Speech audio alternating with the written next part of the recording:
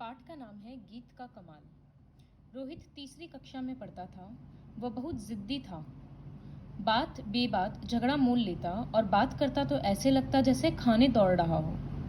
मतलब हर बात पे उसको लड़ाई करना था और कोई भी बात करे ऐसा लगता था जैसे वो खाने दौड़ रहा हो, मतलब बस लड़ाई करने भाग रहा एकदम। उसके माता पिता पड़ोसी सभी उससे थर थर कांपते थे, मतलब डरते थे।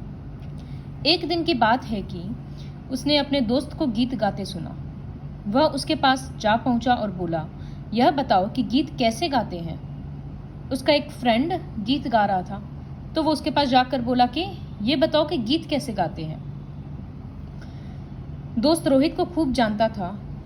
वो जो फ्रेंड था वो अच्छे से रोहित को जानता था, तो वो बोला, गीत गाना तो बहुत आसान है, ये तो बाजार में मिलते हैं, खरीद लो। गीत तो बाजार में मिलता है, तुम खरीद लो जाकर। उसकी बात सुनकर वह घर पहुंचा और पिता से बोला, आप बाजार जाकर मुझे गीत ला दो। पिता ने बहुत समझाया लेकिन वह नहीं माना। गीत मतलब गाना, गाना बाजार में थोड़ी ना मिलता है। लेकिन उसका फ्रेंड उसको जानता था कि अगर उसको हम ये बात बोलेंगे कि ये तो खुद से सीखा जाता है या इस तरह का कोई भी बात बोलेंगे तो वो लड़ाई करेगा। तो वो अपना काम छुड़ाने के लिए बोल दिया कि गीत तो बाजार में मिलता है।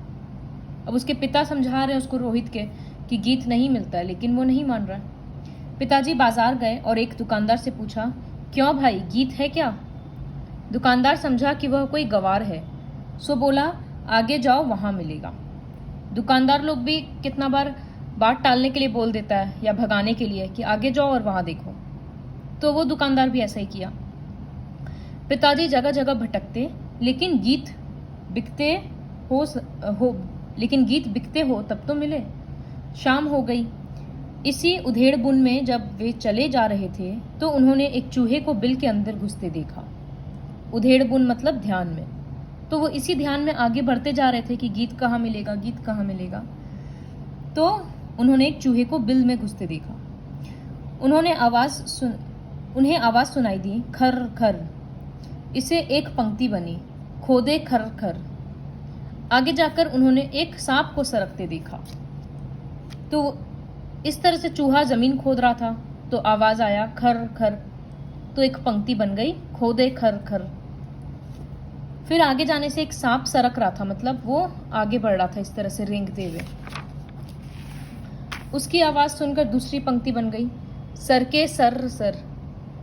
तो एक गीत का दूसरा पंक्ति बन गया। आगे चलते उन्हें खरगोश दिखाई दिया। खरगोश उन्हें गौर से देखने लगा। उसके पिताजी को खरगोश ध्यान से देखने लगा। पंक्ति बन गई, देखे टगर मगर। ये सब ऐसी राइमिंग वर्ड्स किया हुआ है।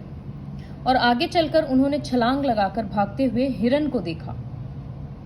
उन्होंने चौथी पंक्ति बना ली, कूदे अलंग फलंग। तो ये एक गीत बन गया, खोदे खर खर, सर के सर सर, देखे टगर मगर, कूदे अलंग फलंग। घर लौटकर उन्होंने रोहित से कहा, मैं गीत खरीद लाया हूँ। उन्होंने गीत सुनाया, खोदे खर खर, सर के सर सर, देखे टगर मगर, कूदे अलंग फलंग। रोहित समझा कि यह वाकई गीत है। रोहित को लगा उसके पापा क्या किए, रास्ता में जो भी चीज दिखा उनको राइम करते हुए वो एक गीत बना दिए और बोले कि ये गीत हम तुम्हारे लिए बाजार से खरीदें। रोहित समझा कि ये वाकई में कोई गीत है, सो वह उसे राग से गाने लगा। आधी रात को जब वो जागा और पड़ोसियों को प्रभावित करने की गरज से वही गीत गाने लगा। आधा रात को वो उठा, प्रभावित मतलब इम्प्रेस करना चाहता था, तो वो इम्प्रेस करने के इच्छा से, गरज मतलब इच्छा, तो वो गीत गाने लग गया। संयोग की बात है कि उसी समय चोरों ने उनके घर में चोरी करने के लिए सेंध लगाई थी। सेंध लगाई थी मतलब देखो यहाँ लिखा है, चोरी करने के लिए दीवार तोड़कर बनाया हुआ छेद।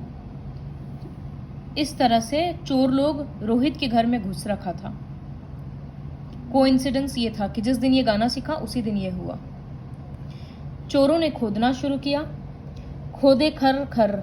चोरों ने समझा वह उन्हें देखकर गा रहा है, सो चुपचाप सरकने लगे, सर के सर सर।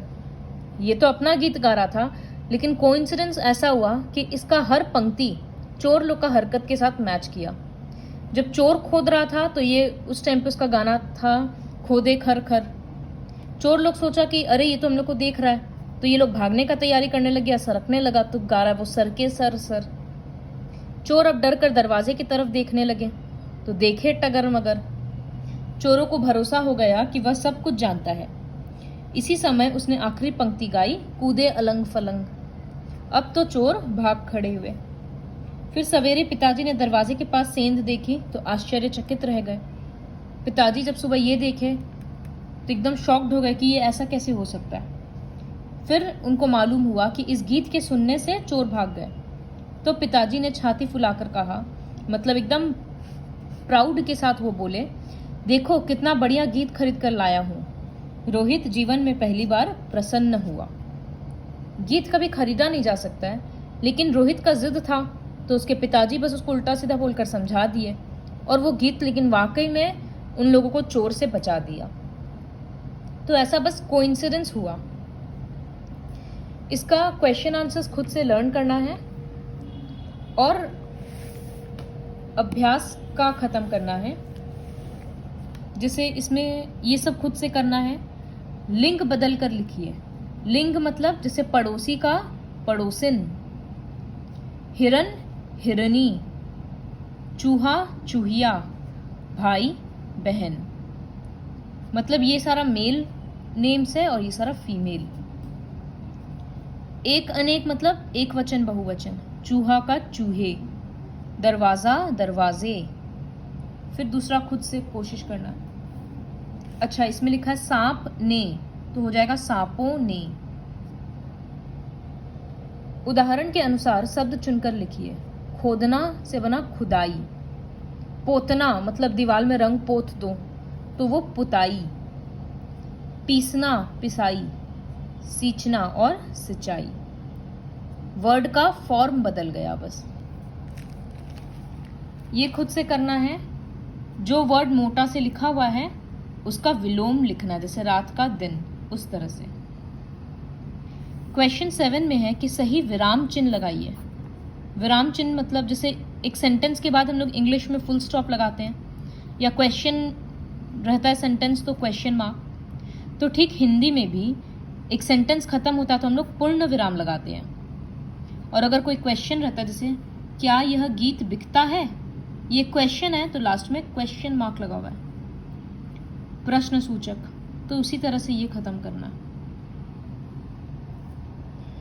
8वां नंबर क्वेश्चन है, नीचे दिए गए जवाब आपको जिन प्रश्नों से मिलेंगे उन्हें लिखिए। मतलब पिताजी बाहर गए, तो ये किस क्वेश्चन का आंसर हो सकता है? पिताजी कहाँ गए हैं? जिसे माई नेम इज आकांक्षा डालमिया, तो इसका क्वेश्चन क्या बनेगा? What is your name. ठीक उसी तरह से हिंदी में करना है। तो ये ख और ग खुद से ट्राई करना है। सेंटेंस लिख दिया, इसको क्वेश्चन में बदलना है। तो इस वीडियो के हेल्प से चैप्टर 9 कंप्लीट करना है, माधुरी बुक से भी और अभ्यास बुक से भी।